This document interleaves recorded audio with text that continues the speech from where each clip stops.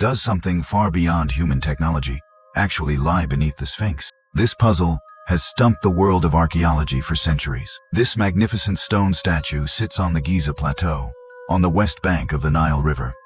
It's located right next to the Pyramid of Khafre, the middle one of Egypt's three great pyramids. The two are just a few hundred meters apart, standing incredibly close to one another. The Sphinx stretches about 73.5 meters long, roughly 2/3 the length of a football field. It stands 20 meters tall, with a face 4.2 meters wide, and a mouth spanning over 2 meters across. It remains the largest monolithic statue in the world. The Sphinx was carved from a single massive piece of rock, which sets its craftsmanship apart from the pyramids, while the pyramids were likely built by piecing together countless individual megalithic stones. The Sphinx was sculpted right out of the bedrock. Of course, in recent years, a new theory has emerged, suggesting the pyramids might have been cast using a form of ancient concrete. But the Sphinx is a different story. It's a single, solid piece. It's estimated that before the carving began, the original block of stone weighed over 2,000 tons. According to measurements, it was built around 2500 BC, making it nearly 4,500 years old today. Regarding the true identity of the Great Sphinx, the most mainstream theory is that it's highly likely that the face represents Pharaoh Khafre himself. The main reason for this assumption is its proximity to the Pyramid of Khafre.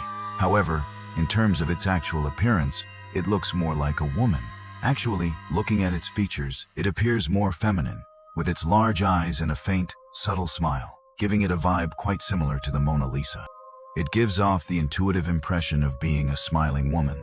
If we follow this line of reasoning, it might actually represent the goddess Hathor, or perhaps the goddess Sekhmet, from ancient Egyptian mythology.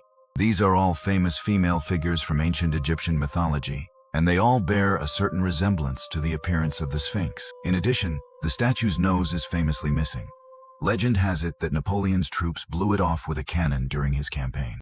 However, upon further investigation, this theory proved to be rather unlikely. Historically, Napoleon did lead his expeditionary force to Egypt in July 1798, and he seized control of the pyramid complex on the 21st of July of that same year. Given the strength of the French army at the time, they certainly had the capability to do it. However, many French records indicate that by the time they occupied the pyramids, the Sphinx's nose was already missing. Later on, according to the records of the 14th century historian al-Makrizi, there was a Sufi Muslim named Muhammad Ibn al-Dar. In the 14th century, he intentionally led a group to chisel away the Sphinx's nose and ears. In many cultures, destroying the nose is symbolic of stripping away one's life force. It is quite a spiteful act. Regarding the purpose of the Great Sphinx, the mainstream theory is that it served as a sacred symbol of the pharaoh's divine power and their beliefs in the afterlife. It's essentially one with the pyramids themselves. And after all, the pyramids were built to house the mummies of so many pharaohs, right? Therefore, it is speculated that the statue functioned primarily as a guardian deity. In 2025, an Italian research team claimed that, using ground-penetrating radar, they discovered incredibly deep shafts and what appear to be massive open spaces beneath the Sphinx. Some even speculate that an entire prehistoric underground city might exist right under the statue. This is related to the Hall of Records from ancient Egyptian mythology, which is said to house prehistoric wisdom.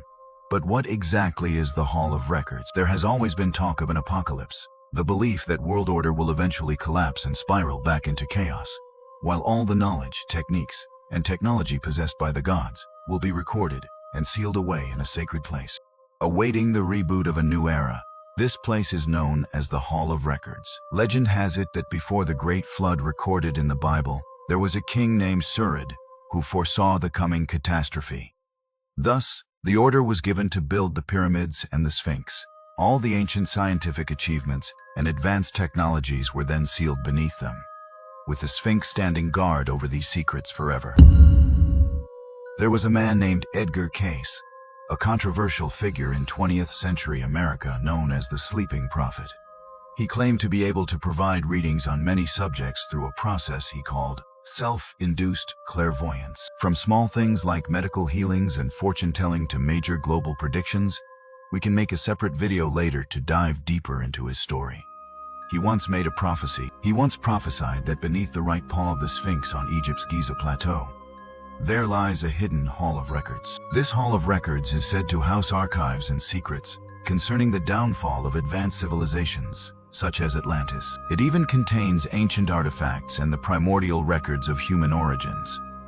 He claimed that if humanity ever finds it, our current civilization will come to an end, giving rise to a brand new era. Case even gave a specific time frame, prophesying that this hall would be discovered by mankind in the late 1990s. Interestingly, this prophecy actually found partial validation later on. In 1989, a team from Waseda University in Japan conducted a survey using electromagnetic sounding technology. They discovered a tunnel and an exceptionally large anomalous cavity beneath the Sphinx. In the early 1990s, American geophysicist Thomas Dobecki, through seismic surveying, they also identified a massive rectangular cavity located directly beneath the front paws of the Sphinx. These findings were perfectly consistent with Case's descriptions. With the legendary Hall of Records seemingly within reach, the research teams were incredibly excited.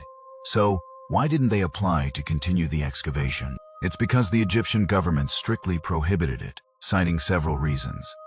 First, they believed that blind, haphazard digging would inevitably damage the ancient monument. Since the Sphinx is over 4,500 years old, it is already in a state of severe disrepair. If you were to dig beneath it recklessly, it could very likely lead to a structural collapse. Once it collapses, all the cultural relics inside would essentially be crushed and destroyed. The loss would far outweigh any potential gain. Second, the Egyptian authorities were quite skeptical of these so-called psychics and prophets. If we put ourselves in their shoes, it's completely understandable. The Sphinx is a national treasure built by their own ancestors. If a foreign mystic claims there's something underneath and you just start digging, wouldn't that be foolish? What if these so-called research teams were just after Egypt's hidden treasures? So, it's only natural that they refuse to allow the excavation. Third, Egypt is somewhat concerned about the legendary warning that once humanity discovers the Hall of Records, our current civilization will come to an end. In other words, it will trigger the apocalypse. Even so, a later theory emerged suggesting that it is said that this is just like the Mayan 2012 apocalypse prophecy. In this context, doomsday might not signify the literal destruction of the world, but rather the end of an old era and the dawn of a new civilization. However, when it comes to something like this, most nations would probably rather err on the side of caution. After all, nobody wants to be responsible for a global catastrophe just because they were careless, right? And if we were to accidentally unearth some kind of prehistoric virus or bacteria, wouldn't that also lead to the apocalypse? Beyond all that, there is actually another massive mystery surrounding the Sphinx. The face we see today is very likely not its original form. Looking at it as a whole, we discovered that the head-to-body ratio of the Sphinx is highly disproportionate.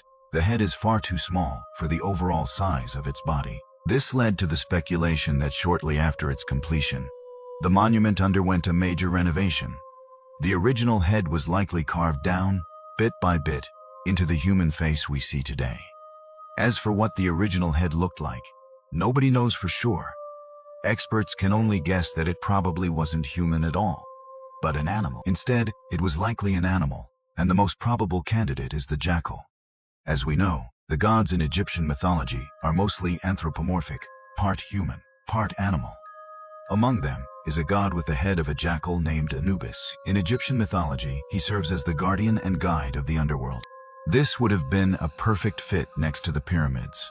Furthermore, his duty was very clearly defined. His first ability is mummification. In other words, he is the guardian of mummies. Legend has it that Anubis was the one who invented the mummification process. Legend has it that Anubis invented the art of mummification and personally prepared the world's very first mummy, the body of Osiris, the lord of the underworld. His second ability was to guard the souls of the deceased and ensure the peace of their tombs. The third ability is known as the weighing of the heart. In the underworld, Anubis uses a scale to weigh a person's heart against the weight of a feather. If a person had committed many sins, their heart would be heavy and they would be punished accordingly.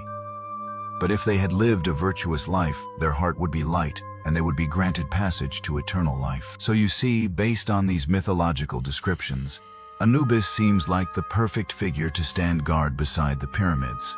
However, there is one suspicious detail. If Anubis was such a perfect fit, why was it later resculpted into a human face? Currently, there is no widely accepted conclusion that can explain this. It's all just speculation. It could have been a coup, or perhaps a collapse of faith. Maybe some event occurred that caused people to suddenly abandon their belief in this god. The current strategy for the Sphinx is preservation over excavation. I wonder if our generation will ever witness its secrets being unveiled. Just imagine what exactly lies within that hidden space beneath it.